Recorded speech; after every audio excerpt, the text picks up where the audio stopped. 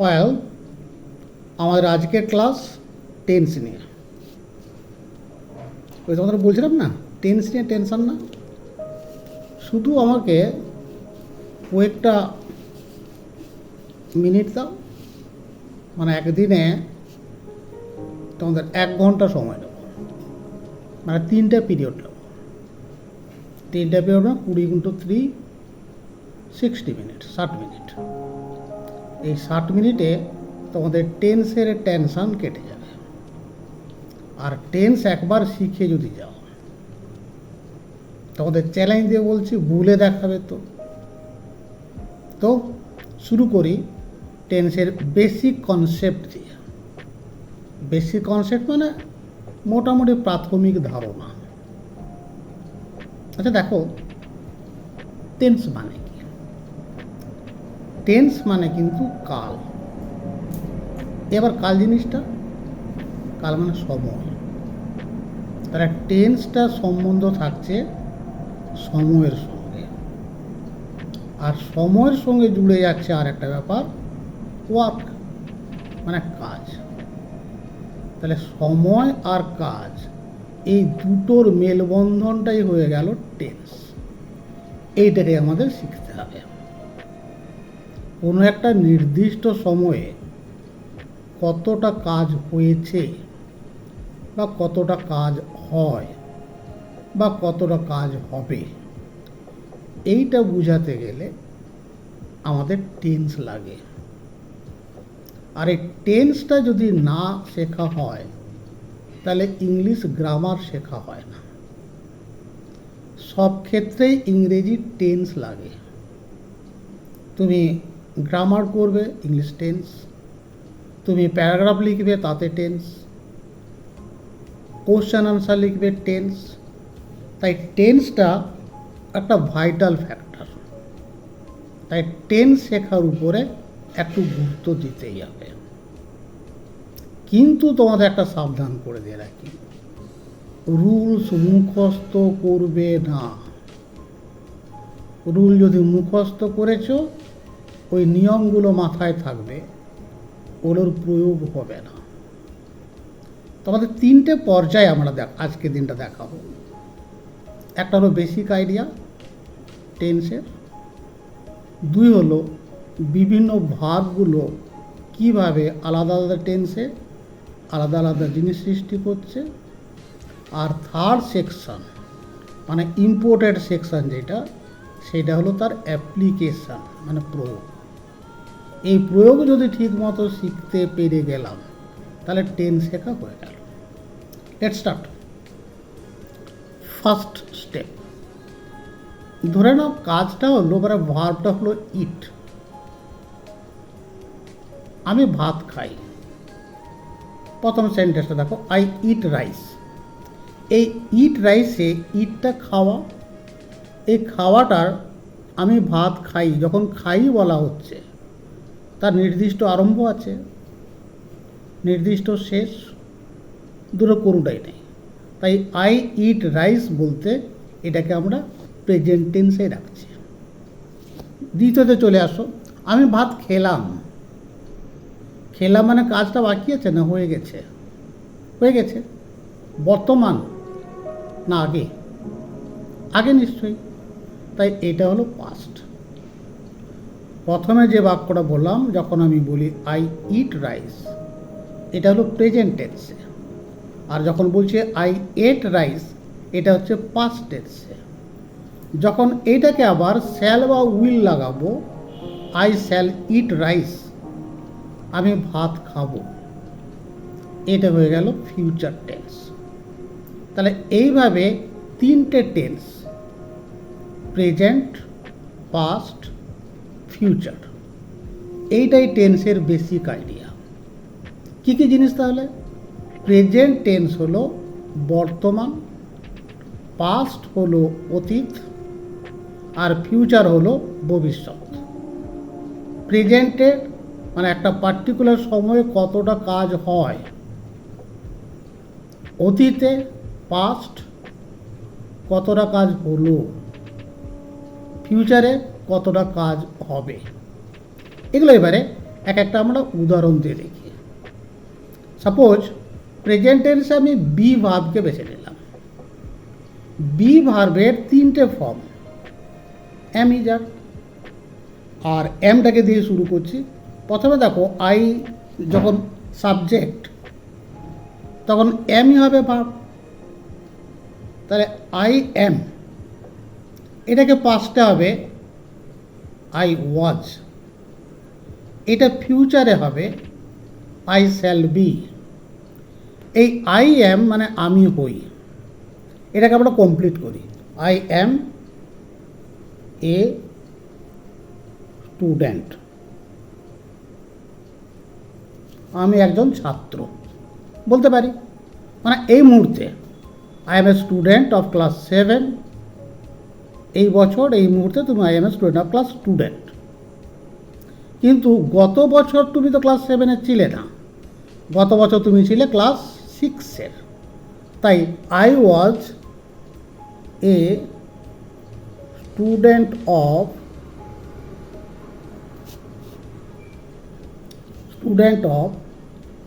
Class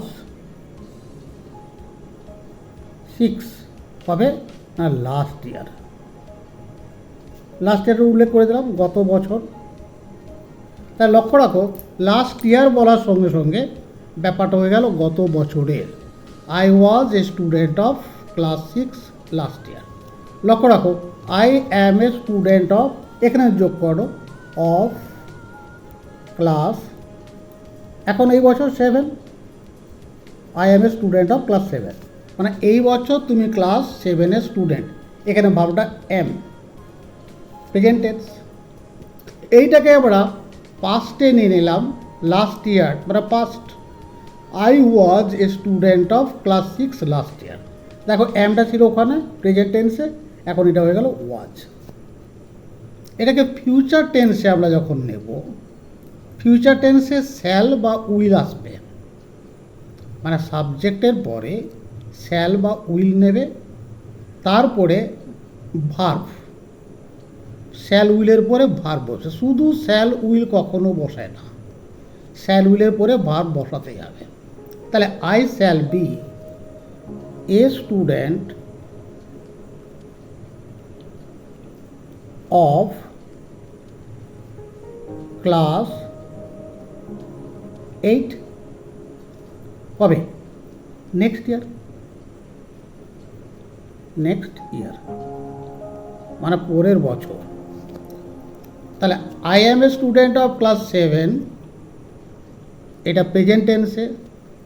I was a student of class 6 last year, past টেন্সে। I shall be a student of class 8 next year, future টেন্সে। Idea clear? পরের বাক্য দেখো গো, I go, আমি যাই। কোথায় যাই? Let's complete. I go to school করতে পারি, আই গো টু স্কুল হবে। আই ওয়েন্ট, আমি গেলাম বা গিয়েছিলাম। কোথায়? আই ওয়েন্ট টু স্কুল, আমি স্কুলে গেছিলাম। তাহলে আই গো টু স্কুল মানে আমি স্কুলে যাই, প্রত্যেক দিন স্কুলে যাই। আই ওয়েন্ট টু স্কুল মানে প্রত্যেক দিন ব্যাপারটা আসছে না। আই ওয়েন্ট টু স্কুল, আমি স্কুলে গেছিলাম গতকাল, তাই past tense. I shall go to market, আমি বাজারে যাব, মানে যাবে, যাওয়া হয়নি। Tense future, I shall go to market. চলে আসো পরের বাক্য, প্লে ভার্বটা ধরে নিই। প্লে, খেলা করা। আই প্লে, আমি খেলি বা আমি খেলা করি। লক্ষ্য রাখো প্লে নির্দিষ্ট আরম্ভ নেই, নির্দিষ্ট শেষ নেই, মানে প্রায় মাঝে মাঝে খেলতে যাও বা রোজ খেলতে যাও। আই প্লে, আই প্লে, এটাকে যোগ করে একটু বাক্য বাড়িয়ে দাও। I play in the field, আমি মাঠে খেলা করি। এটা পাস্ট হবে কোনটা? প্লেটাকে পাস্ট করব, প্লেড। আই প্লেড, একটু অন্য যোগ করি। I played in our courtyard, আমাদের উঠোনে খেলছিলাম। I played in our courtyard, আমি আমাদের উঠোনে খেলছিলাম। I played in our courtyard. I shall play, আমি খেলবো, এটাকে যোগ করে দিই আগামীকাল।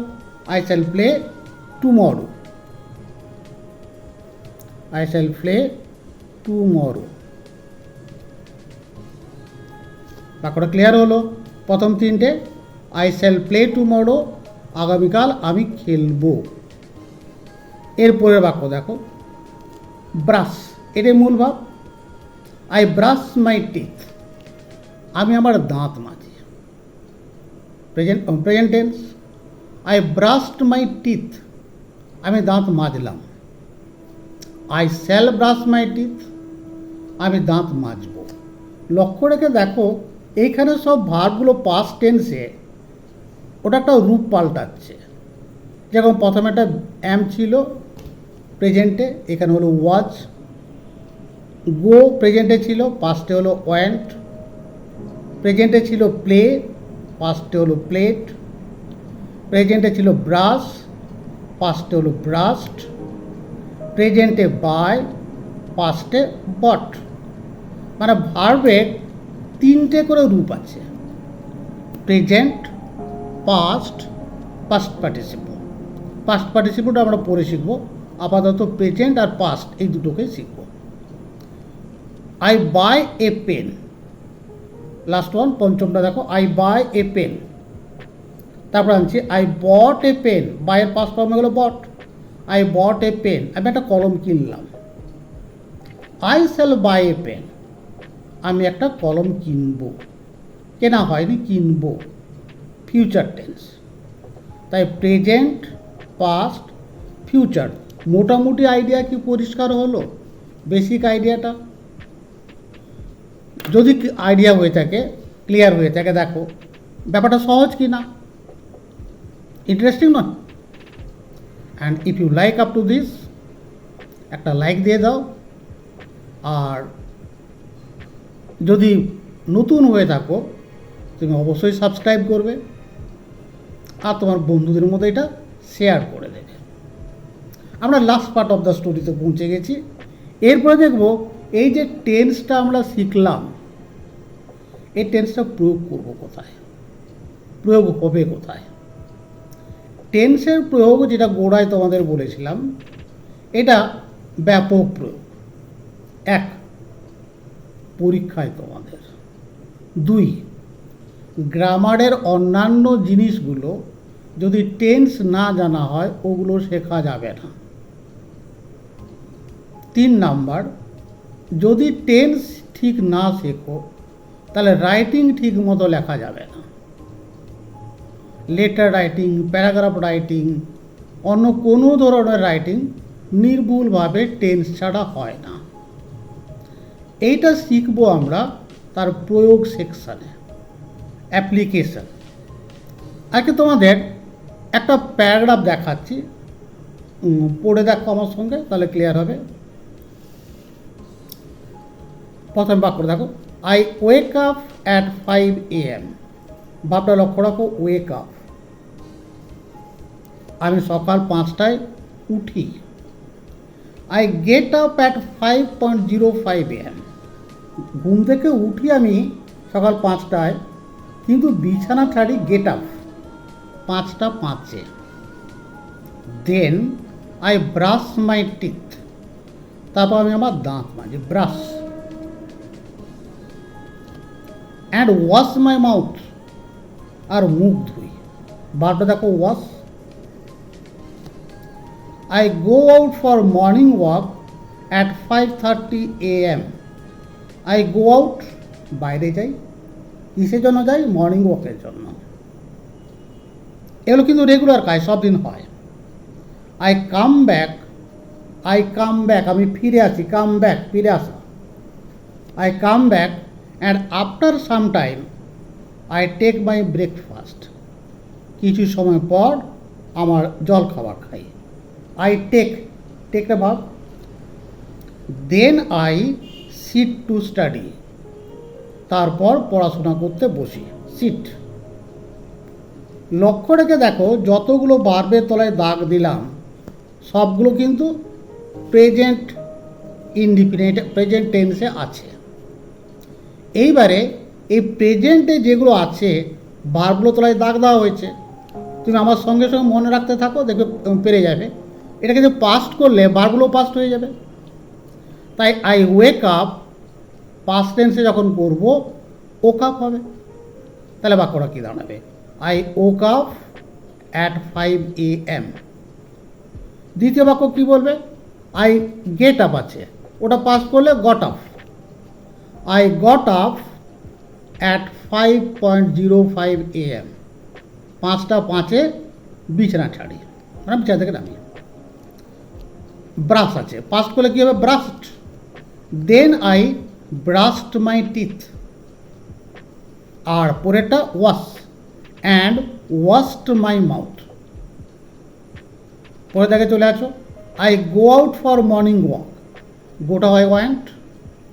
I went out for morning walk at 5:30 AM। Come back আছে, পাস্ট করে দাও কাম ব্যাককে, কেম ব্যাক হবে। I came back and after some time. I take আছে, টেকটা হবে পাস্ট, তার পাস্ট হবে took. I took my breakfast.